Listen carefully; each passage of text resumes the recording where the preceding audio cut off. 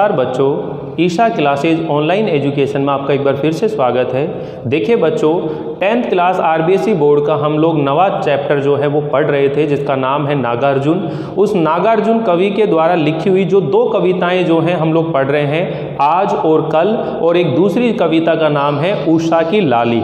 इससे पहले वाला जो वीडियो था बच्चों, उसके अंदर हम लोगों ने नागार्जुन का जो जीवन परिचय है और इन कविताओं के बारे में जो आरंभिक जानकारी है वो हम लोगों ने पढ़ी थी। अगर आप लोगों ने पिछला वीडियो नहीं देख रखा है तो एक बार वो वीडियो जरूर देख लीजिए, ताकि आप लोग इस कविता को अच्छे से समझ सके। तो देखिए बच्चों, इस पाठ के अंदर 2 कविताएं मैं पहले बता चुका हूं। इन दोनों ही कविताओं का हम हिंदी अनुवाद पढ़ेंगे और उनका व्याख्या करने का तरीका क्या रहेगा, इस बारे में हम लोग इन चीजों को सीखेंगे।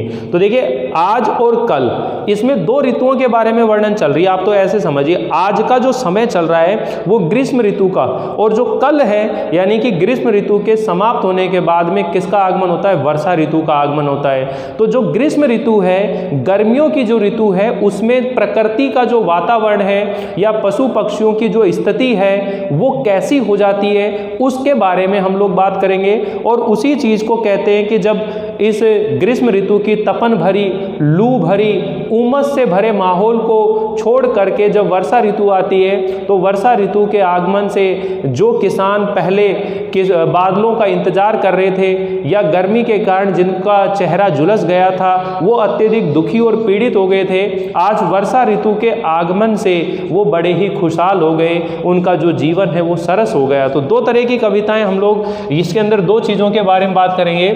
ठीक है, यहाँ पर हम बात करें अभी कल तक की स्थिति कैसी थी, ये ग्रीष्म ऋतु के बारे में बात कर रहा है। किसकी बात करेगा, ये ग्रीष्म ऋतु के बारे में बात करेगा। यहाँ पर बता देंगे, इसमें ग्रीष्म ऋतु की बात हो रहा है। ठीक है, अभी कल तक गालियां देती थी तुम्हें, हताश खेतीहर। खेतीहर का मतलब क्या है, किसान।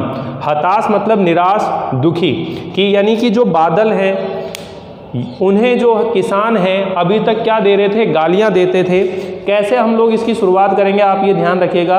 आप ये कह सकते हैं कि इस पद के अंदर कवि ने ग्रीष्म ऋतु के जो शुष्क तपन भरे परिवेश है उसका चित्रण करते हुए कहा है कि वर्षा ऋतु के प्रारंभ होने से पहले, अर्थात कल के प्राकृतिक परिवेश का वर्णन करते हुए कवि कहता है कि अभी कल तक, अर्थात भीषण गर्मी से हताश निराश किसान जो तुम्हें है, यानी कि प्रकृति या भगवान को क्या देता था, गालियां देता था।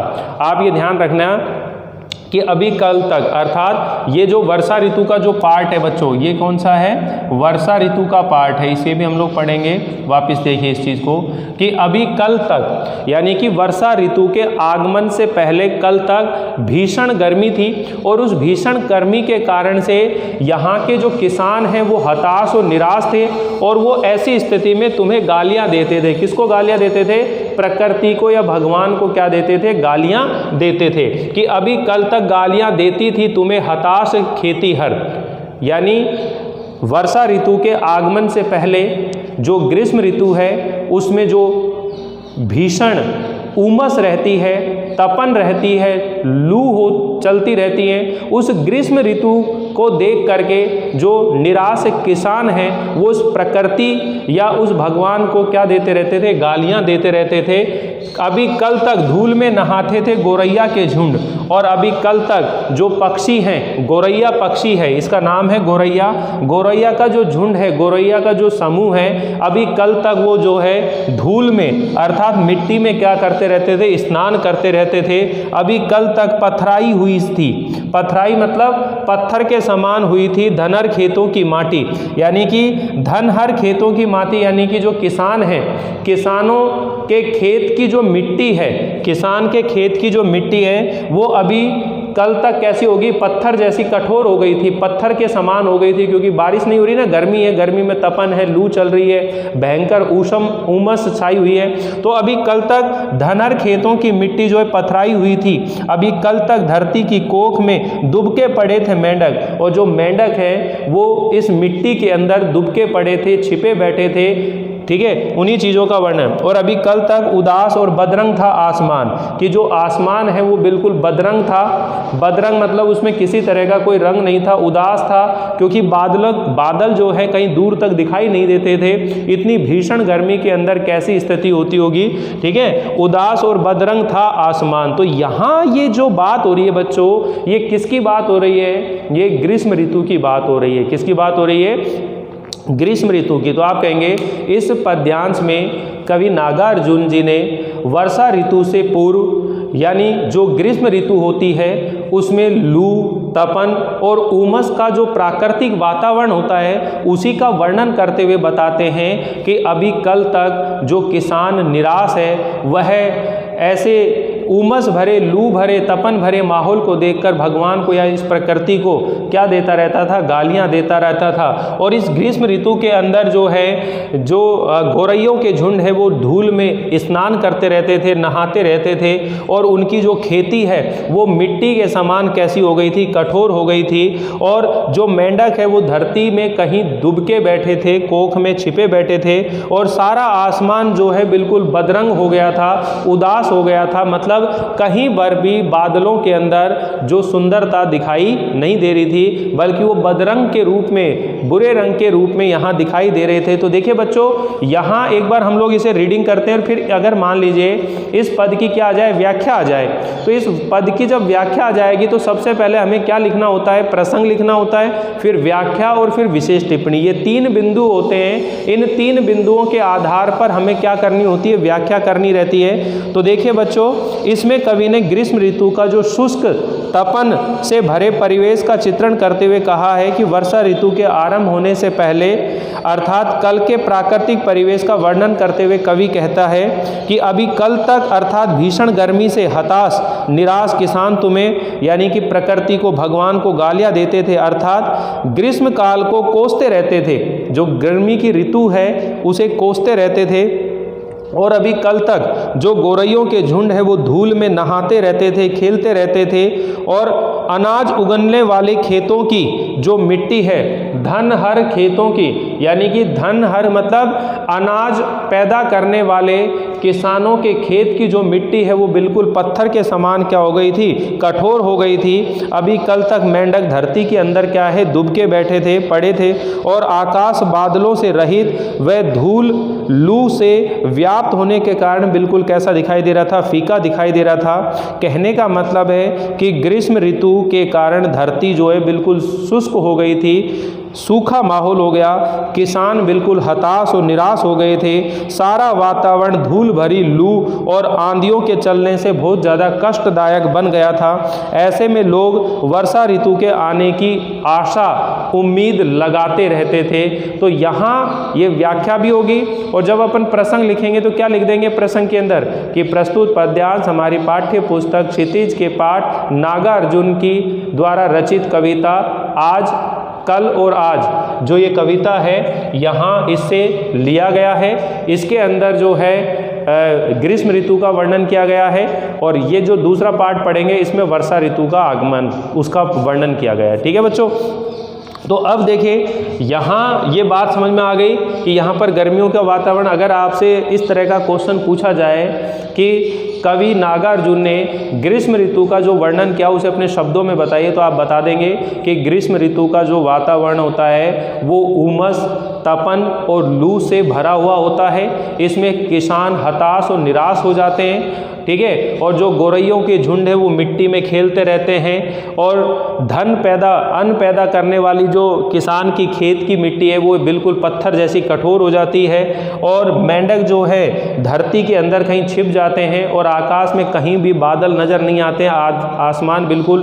फीका बदरंग दिखाई देता है। इस तरह से उन्होंने ग्रीष्म ऋतु का वर्णन किया है। साथ ही अब देखिए बच्चों, और आज ऊपर ही ऊपर तन गए हैं तुम्हारे तंबू। तंबू का मतलब है, जैसे तंबू का मतलब तो जानते तंबू ही होगा, लेकिन यहाँ पर तंबू किसको कहा है बच्चों? बादलों को कहा है। कि जैसे ही वर्षा ऋतु आती है, और आज जब ग्रीष्म ऋतु के बाद आज वर्षा ऋतु का आगमन हुआ या वर्षा ऋतु आरंभ हो गई, तो ऊपर ही ऊपर, अर्थात आसमान में ऊपर ही ऊपर जो है बादलों बादल रूपी जो तंबू हैं, बादलों के जो तंबू हैं वो तन गए हैं और आज छमका रही है पावस रानी, यानी कि वर्षा ऋतु रूपी जो रानी है, वर्षा ऋतु या वर्षा रूपी जो रानी है वो छमका रही है। क्या छमका रही है कि वो बूंदा बूंदियों की अपनी पायल, यानी कि जो बूंदें पड़ रही हैं, छम छमक करके जो पानी की बूंदें गिर रही हैं, उनको क्या बताया है कि जो वर्षा रूपी रानी है वो अपनी पायल को छमका छमका करके उन्हें बजा रही है। और आज चालू हो गई है झिंगुरों की शहनाई ए विराम।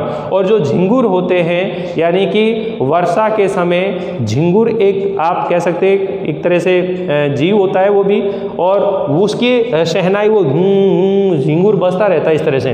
तो आप झिंगुर की जो शहनाई है, यानी कि वो कह रहे हैं कि झिंगुर मानो उसकी जो शहनाई है वो ए विराम, बिना रुके, ए विराम का मतलब है बिना रुके उसकी शहनाई बजने लगी है। और आज जोरों से कूक पड़े नाचते थिरकते मोर। और जो मोर हैं, जैसे ही बादलों का आगमन होता है, वर्षा ऋतु आती है, तो जो मोर हैं वो नाचने लगते हैं और उनकी जो आवाज़ है वो चारों ओर प्रकृति में सुनाई देती है। वो कूकने लगते हैं, उनका केकारव, उनकी जो आवाज़ है वो सुनने लगती है। और आज आ गई वापस जान दूब की झुलसी शिराओं के अंदर, यानी कि जो दूब का मतलब होता है घास, और घास की जो शिराएँ होती है, शिराएँ मतलब घास के जो अग्रभाग हैं उनके ऊपर जब धूप पड़ रही थी, तपन पड़ रही थी, तो बिल्कुल सूख गई थी। आप गर्मियों के अंदर देखा करो पेड़ पौधे जो है या जो प्रकृति है, घास है, वो कैसे बिल्कुल झुलस जाती है, सूख जाती है। तो उसी चीज़ का वर्णन है कि और आज आ गई है वापस जान दूब की झुलसी शिराओं के अंदर, यानी कि दूब यानी कि जो घास है उसकी जो अग्र शिराएं हैं वो धूप के कारण से झुलस गई थी, लेकिन आज वर्षा ऋतु के आने से उन झुलसी हुई दूब की शिराओं के अंदर फिर से क्या आ गई है, जान आ गई है, वापस से क्या आ गई है, जान आ गई है। और आज विदा हुआ चुपचाप ग्रीष्म, आज जो ग्रीष्म ऋतु है वो चुपचाप क्या हो गया, विदा हो गया, समेट कर अपने लाव लश्कर। लाव लश्कर का मतलब है अपने साजो सामान। अब ग्रीष्म ऋतु के क्या सामान थे, लू, तपन, भीषण गर्मी, ठीक है, इन सब को अपने लाव लश्कर को समेट करके और आज जो ग्रीष्म ऋतु है चुपचाप क्या हो गई है, विदा हो गई है। अर्थात जब वर्षा ऋतु का आगमन हो जाता है तो ग्रीष्म ऋतु जो है वो समाप्त हो जाती है और गर्मी जो है वो समाप्त हो जाती है। तो ये भी कह सकते हैं कि भीषण गर्मी के बाद जब वर्षा ऋतु का आगमन होता है तो गर्मी के कारण हताश निराश जो मनुष्य हैं, पशु पक्षी है या प्रकृति है, उसके अंदर क्या आ जाता है, बदलाव आ जाता है, सरसता आ जाती है, प्रकृति के अंदर हरियाली छा जाती है। तो देखिए यहाँ पर वर्षा ऋतु के बारे में पूछेंगे, ये आपने ग्रीष्म ऋतु के बारे में पढ़ा, तो एक बार इसको भी हम लोग देखिए रीडिंग कर देते हैं और अच्छे से आपको समझ बैठ जाएगी कि यहाँ इस पद्यांश में कवि ने वर्षा ऋतु के आगमन का क्या किया है, वर्णन किया है। कवि वर्णन करता है कि ग्रीष्म ऋतु के बीत जाने के बाद और वर्षा ऋतु के प्रारंभ होने से आकाश में बादलों की घटा रूपी, बादल रूपी जो तंबू हैं वो तन गए हैं और आज वर्षा ऋतु रूपी सुंदरी लगातार बूंदा बूंदियों के माध्यम से मानो अपनी पायल को क्या कर रही है, वो छमका रही थी या उनको बजा रही थी। कहने का मतलब यह है कि वर्षा की बूंदें झम झम कर गिरने लगी और इस मौसम में झिंगुर भी लगातार अपने स्वर रूपी शहनाई को बजाने लग गए थे, मानो वे वर्षा रानी के स्वागत में शहनाई बजा रहे हो। तथा मोर भी नाचते थिरकते हुए जोरों से अपना केकारव यानी कि अपनी आवाज़ करने लगे। आज वर्षा ऋतु के आगमन से दूब यानी कि घास की जो गर्मी से झुलसी हुई नोकें थी, अग्रभाग थे, उनमें वापस से क्या आ गई है, जान आ गई है और उनमें हरियाली उभरने लगी है। तथा आज ग्रीष्म ऋतु जो है अपना सारो साजो सामान अपने सभी संगे साथियों को समेटकर इस धरती से चुपचाप विदा हो गया है। अर्थात संसार को तपा देने वाला जो ग्रीष्म ऋतु है, ग्रीष्म काल है, अब अपना सारा तामझाम तपन लू आदि को समेटकर चुपचाप चले गया है। बादलों को यहाँ पर आकाश में तने हुए तंबू कहा गया है और बूंदा बूंदी को पायल की छमक कहा गया है, और झिंगुर का जो स्वर है, आवाज़ है, उसे शहनाई वादन, और ग्रीष्म को लाव लश्कर सहित चले जाने वाले यात्री बताकर कवि ने बहुत ही सुंदर कल्पना की है। तो देखिए बच्चों, अभी हम लोगों ने यहाँ पर ये दो कविताएं, यानी कि कविता एक है लेकिन इसमें दो चीज़ों का वर्णन पढ़ चुके हैं। यहाँ ग्रीष्म ऋतु की बात हो रही है, यहाँ पर वर्षा ऋतु है।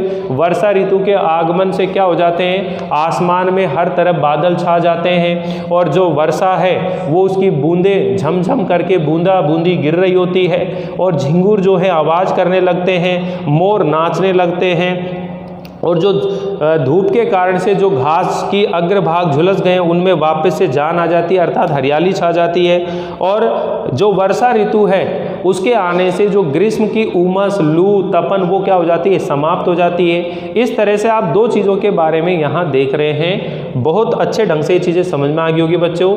आपका काम क्या है कि आप लोगों को व्याख्याओं की प्रैक्टिस करनी है। संदर्भ, प्रसंग, ठीक है, वो एक में बनाना है, प्रसंग लिखना है, फिर आपने व्याख्या और विशेष टिप्पणी, यानी कि 3 बिंदुओं पर आपने व्याख्या करनी है। पहले लिखेंगे प्रसंग, फिर लिखेंगे व्याख्या, और उसके बाद में लिखेंगे विशेष टिप्पणी। इन 3 बिंदुओं के आधार पर आपको व्याख्या करने की प्रैक्टिस करनी है। ठीक है बच्चों। अब यहाँ देखिए दूसरी कविता हम लोग पढ़ रहे हैं बच्चों, उषा की लाली। लेकिन इस कविता को पढ़ने से पहले कुछ बातें मैं आपको बता देना चाहता हूँ कि ये सूर्योदय वर्णन की एक कविता है। कवि नागार्जुन सूर्योदय होने पर प्रकृति की जो सुंदरता है उसको निहार रहा है, उसे देख रहा है, ठीक है, और उसका अपने शब्दों में क्या कर रहा है, वर्णन कर रहा है कि जब हिमालय जैसे, अब देखो सूर्य उदय यानी कि एक तो सनसेट पॉइंट होते हैं, एक सनराइज पॉइंट होते हैं, एक सूर्योदय और एक सूर्यास्त। तो यहाँ पर हम लोग किसकी बात कर रहे हैं, सूर्योदय की बात कर रहे हैं कि जब सूर्य उदय होता है तो सूर्य उदय होता है तो सबसे पहले सूर्य की जो है लाल किरणें प्रसारित होती हैं। अब ध्यान दीजिए भाई, जब सूर्य उदय नहीं हुआ है तो सूर्य उदय होने से पहले तो आसमान बिल्कुल गहरा नीला, काले रंग का, भूरे रंग का दिखाई देता है, लेकिन धीरे धीरे जब सूर्य उदय होता है तो सूर्य की जो लाल किरणें हैं वो प्रसारित होती हैं। अब देखिए, मान लीजिए हिमालय है, हिमालय मतलब बर्फ की वादियां हैं, वहाँ बर्फ जमी हुई है, और वहाँ पर जब वो सूर्य उदय हो रहा है तो उसके ऊपर जो लाल किरणें जब प्रसारित होती हैं तो वो किस तरह का आसमान लगता होगा, ध्यान दीजिए बच्चों। उसी चीज़ का यहाँ पर वर्णन कर रहे हैं। उषा की लाली में अभी से गए निखर, हिमगिरी के कनक शिखर।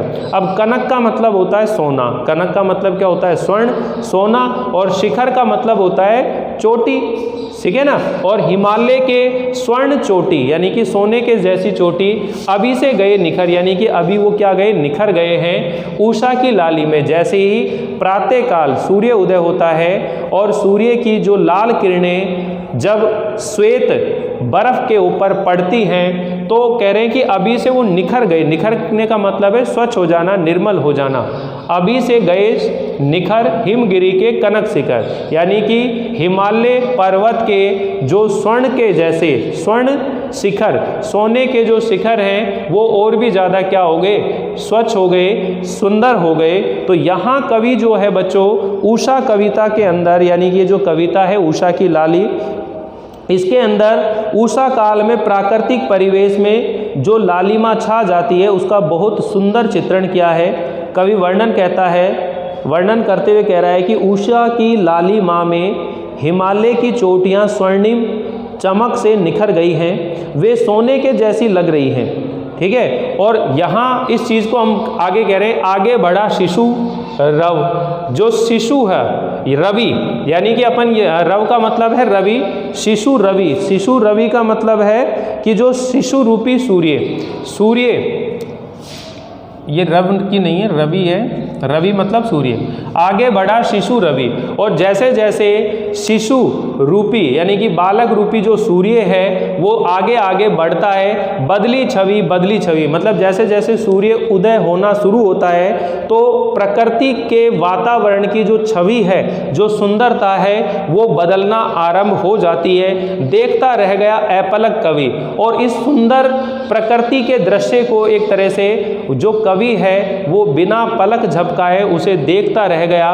डर था प्रतिपल, और कवि को हर पल हमेशा ये डर था कि अपरूप यह जादुई आभा, कि ये जो जादुई चमक है वो कहीं बदरंग ना हो जाए। अपरूप का मतलब है कहीं बदरंग ना हो जाए, जाए ना बिखर, जाए ना बिखर, कहीं बिखर ना जाए, बिखर ना जाए। उषा की लाली में भले ही हो उठे थे निखर, हिमगिरी के कनक शिखर। यानी कि उषा की लालिमा में भले ही जो हिमालय पर्वत की जो स्वर्ण जैसी जो चोटियां हैं वो निखर गए हों, लेकिन जैसी सूर्य उदय होता है तो वो सुंदरता क्या हो जाती है, समाप्त हो जाती है। तो देखिए बच्चों, ये बहुत छोटी सी कविता है, लेकिन आप इसको ऐसे समझिएगा कि जब सूर्य उदय होता है तो सूर्य की लाल किरणें जो हैं वो बर्फ के हिमालय पर्वत की ऊंची चोटियों पर जब वो प्रसारित होती है तो उसका जो कलर है, उसका जो रंग है वो कैसे रंग का हो जाता है, लाल पीले रंग का हो जाता है। मतलब वह स्वर्ण जैसा, सोने जैसी उसकी चोटियां जो हैं दिखाई देने लगती हैं। और कवि जब इस सुंदर प्राकृतिक दृश्य को देखता है तो उसे बिना पलक झपकाए उसे देखता रहता है, और हर पल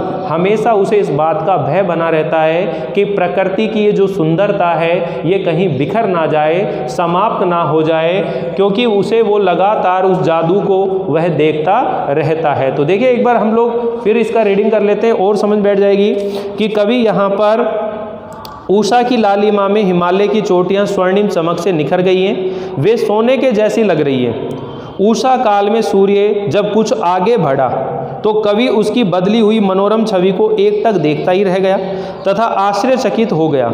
उस समय कवि को यह भय हो रहा था कि कहीं प्रातः काल की यह चमत्कारी शोभा जो है बदरंग ना हो जाए, कहीं ये प्राकृतिक सौंदर्य जो है शीघ्र ही बिखर ना जावे।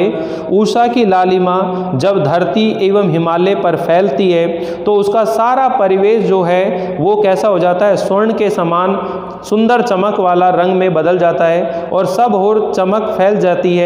हिमालय के बर्फीले शिखर सोने के समान चमकने लगते, जिससे कवि को उषा की लाली अत्यधिक मोहित करने वाली लगती है। तो यहाँ पर कवि ने उषा कालीन लालिमा के प्रभाव से जो सुंदर आभा में परिवेश है उसका बहुत ही सुंदर ढंग से चित्रण किया है। तो बच्चों देखिए, बहुत छोटी छोटी कविताएं नागार्जुन की, और आप लोगों को ये अच्छी से समझ में भी आ गई होंगी, ढंग से आप लोग सीख भी सकते हैं। और इनकी जो व्याख्या है, व्याख्या करने का जो पैटर्न है वो भी मैं आप लोगों को लगातार बताते हुए चल रहा हूँ। अब देखिए एक बार फटाफट इनके क्वेश्चन आंसर और देख लीजिए बच्चों आप लोग। ग्रीष्म की धूल में कौन नहाते हैं?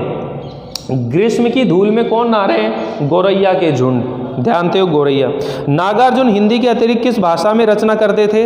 मैथिली में। किस में करते थे? मैथिली भाषा में। उषा की लाली कविता में किस समय का वर्णन है? सूर्योदय के समय का वर्णन है। बताया ना, एक तो सूर्यास्त का वर्णन होता है, एक सूर्योदय का। तो इसमें सूर्योदय के समय का वर्णन है। किस समय का वर्णन है? सूर्योदय के समय का वर्णन है। अगले एक, खेतों की मिट्टी पथराई हुई क्यों थी? क्योंकि ग्रीष्म ऋतु के तेज गर्मी के कारण से खेतों की मिट्टी पथराई हुई थी, अर्थात एकदम शुष्क और कठोर हो गई थी। कवि ने आसमान को बदरंग क्यों बताया है? क्यों बताया है? क्योंकि ग्रीष्म काल में लू, धूल और आंधी के चलने से आसमान जो है बिल्कुल बदरंग हो जाता है, और यही कारण है कवि ने उसे बदरंग बताया है। क्योंकि ग्रीष्म ऋतु जो होती है उसमें धूल, तपन और आंधी के कारण से आसमान बिल्कुल कैसा हो जाता है? रंगहीन हो जाता है। ठीक है, इसलिए उसे बदरंग बताया है। उषा की लाली कविता के अनुसार कवि को क्या डर था? हमेशा कवि को क्या डर था कि ये जो प्राकृतिक सुंदरता है, प्राकृतिक शोभा है, ये कहीं बिखर ना जाए, अर्थात कहीं समाप्त ना हो जाए। इसी बात का कवि को क्या था? डर था। कविता उषा की लाली में हिमगिरी किसे कहा गया है? बर्फीले शिखर वाली हिमालय को हिमगिरी कहा गया है। ठीक है, बर्फीले शिखरों वाले हिमालय को हिमगिरी कहा गया है। नेक्स्ट है, वर्षा ऋतु के आगमन से प्रकृति में कौन कौन से बदलाव आए हैं? अब देखिए, मैंने कहा ना ये दो ही इस तरह के क्वेश्चन हैं। जब वर्षा ऋतु के आगमन से प्रकृति में कौन कौन से बदलाव हैं, तो ये गर्मी का, ये वर्षा ऋतु का। तो वर्षा ऋतु की बात कर रहे हैं, तो वर्षा ऋतु आने से आकाश में बादल उमड़ने घुमड़ने लगते हैं। भाई बादलों का आगमन हो जाता है, धरती पर नए नए अंकुर आ गए तथा सूखी धरती हरी भरी होने लग गई। इस ऋतु के आगमन पर मेंढक धरती से बाहर आकर टरटराने लगे, झिंगुर भी लगातार मधुर शब्द करने लगे। बादलों की गड़गड़ाहट के साथ मोर जोरों से कूकने और नाचने लगे। कल तक उमस एवं गर्मी से जो प्राणी व्याकुल थे उन्हें कष्टों से छुटकारा मिलने लगा और मेघ बरसने लगे। ठीक है ना, ये सब चीज़ बता देंगे। उषा की लाली कविता का शिल्प सौंदर्य बताना है, तो ये शिल्प सौंदर्य आसानी से आप बता सकते हो। शिल्प सौंदर्य होता क्या है, जिसके अंदर हम लोग उस रचना को लिखने के लिए भाषा शैली क्या है, शब्दों का प्रयोग क्या किया गया, अलंकार छंद क्या है, ऐसी चीज़ें हम लोग बताते हैं। उषा की लाली कविता में तत्सम शब्दों का भावानुरूप प्रयोग हुआ है। इस लघु कविता में कवि ने प्रातःकालीन सूर्य को आगे बढ़ता हुआ शिशु बताया है तथा उषा की लाली से हिमालय के शिखरों को स्वर्णिम आभा वाला बताया है। अनुप्रास, रूपक, काव्यलिंग अलंकारों का सुंदर प्रयोग हुआ है और मुक्त छंद की इस कविता में तुकांतता तथा गेयता का निर्वाह हुआ है। इसका शिल्प सौंदर्य बहुत ही सुंदर है। ठीक है बच्चों, तो यहाँ ये कविता जो है हम लोग पढ़ चुके हैं। कल और आज जो कविता, इसका मूल भाव स्पष्ट कीजिए। तो ये आप बता सकते हो, कल और आज कविता में समय परिवर्तन का वर्णन करके बताया गया है कि ग्रीष्म ऋतु में जो सारा वातावरण वो एकदम शुष्क रहता है, पानी की कमी के कारण से धरती पर कहीं पर आर्द्रता नहीं होती है। ऐसे में जो किसान होता है निराश हताश रहते हैं, पक्षियों के झुंड धूल में स्नान करते हैं, सूखे खेतों में वीरानी छाई रहती है, आकाश से केवल लू और ताप के झोंके आते रहते हैं। इस तरह ग्रीष्म ऋतु का जो सारा वातावरण है वो तपन भरा रहता है, जो कि अत्यधिक कष्टकारी लगता है। लेकिन जब वर्षा ऋतु आती है तो सारा आते ही सारी प्रकृति परिवर्तित हो जाती है, बादलों की घटाएं घिरने लगती है, उनमें वर्षा की बूंदें पड़ने लगती है और धरती में एक सुंदरता आ जाती है। इस प्रकार ग्रीष्म ऋतु के बाद वर्षा ऋतु के आगमन का वर्णन कर कवि ने यह मूल भाव व्यक्त किया है कि बुरे समय के बाद अच्छा समय अवश्य आता है। इसलिए बुरे समय को लेकर व्यक्ति को कभी निराश और हताश नहीं होना चाहिए, उसे अपने एक अच्छे समय का इंतजार करना चाहिए और अच्छे समय में उस जीवन का हमें आनंद और सुख जो है वो भोगना चाहिए। क्योंकि बुरा समय जो है कभी भी किसी के साथ भी आ सकता है, लेकिन समय जरूर परिवर्तित होता है, बदलता है, बुरे वक्त भी कट जाते हैं और अच्छे दिन भी आते हैं। ठीक है बच्चों, तो यहाँ ये कविता कंप्लीट होती है बच्चों। 9 चैप्टर कंप्लीट हो चुके हैं। अब आने वाले नेक्स्ट लेक्चर के अंदर हम लोग 10वां चैप्टर पढ़ेंगे। ऋतुराज का कन्यादान कविता है, बहुत ही अच्छी है। एक माँ बाप के द्वारा अपनी बेटी की शादी करते वक्त उसे क्या शिक्षा देनी चाहिए, और जिस तरह का माहौल आज के हमारे देश में हो रहा है, ऐसी स्थिति में हमारे बेटियों के लिए वो बातें एक हथियार की तरह उनके लिए काम आ सकती है। क्योंकि हमें अपनी बच्चियों को कमज़ोर नहीं बनाना है, उनके अंदर से विचारों को लेकर के, संस्कारों को लेकर के और अपने जो करियर को लेकर के इतनी अच्छी सोच उनके अंदर डेवलप हो जानी चाहिए कि जीवन के किसी भी समय पर वो कमज़ोर ना पड़ें। इसलिए बहुत सुंदर कविता है कन्यादान ऋतुराज की। नेक्स्ट लेक्चर के अंदर हम लोग बात करेंगे बच्चों। आप लोगों को ये वीडियो कैसा लगा मुझे ज़रूर बताइएगा, अच्छा लगा है बुरा लगा है कमेंट ज़रूर कीजिएगा, और अगर आप लोग इस चैनल पर पहली बार हैं तो सब्सक्राइब करना ना भूलें। मिलते हैं अगली बार नई कविता के साथ, तब तक के लिए थैंक यू, बाय बाय।